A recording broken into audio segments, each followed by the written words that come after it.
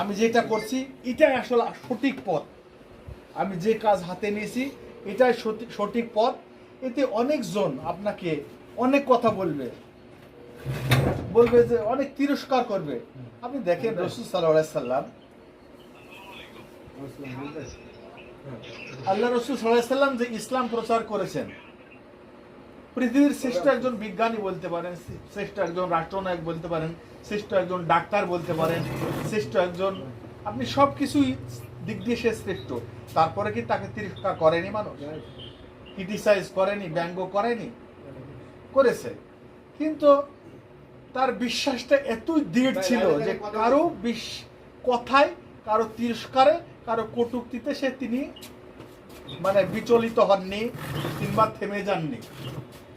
আমাদের বিশ্বাসটা এই ন্যাচারাল প্যাথির প্রতি এমন গুরুত্বপূর্ণ হওয়া লাগবে, এমন গাঢ় হওয়া লাগবে, এমন শক্ত হওয়া লাগবে, পিছন থেকে কোনো এলাপতি কিংবা কোনো মানুষ কেউ যদি তিরস্কার কিংবা ব্যঙ্গ করে, আমরা সে থেকে তোয়াক্কা করব না। আমি সর্বপ্রথম আগে নিজেকে প্রমাণ করে দেবো আমি একজন ন্যাচারাল মানুষ।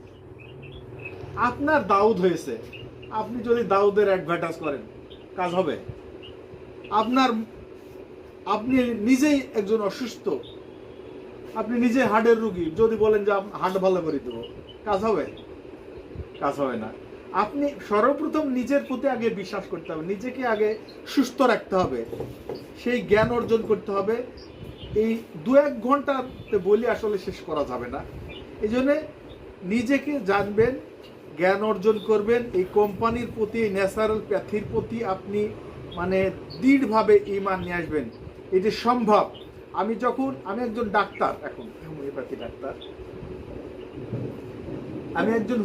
ডাক্তার, আমি যখন দোকান দিই তখন আমারই একজন বন্ধু বলেছে যে কি দোকান থেকে পালাইতে হবে। আমি নিয়াত করেছি 1 বছর বাড়ির থেকে টাকা নিয়ে এসে দোকানের ভাড়া দেবো।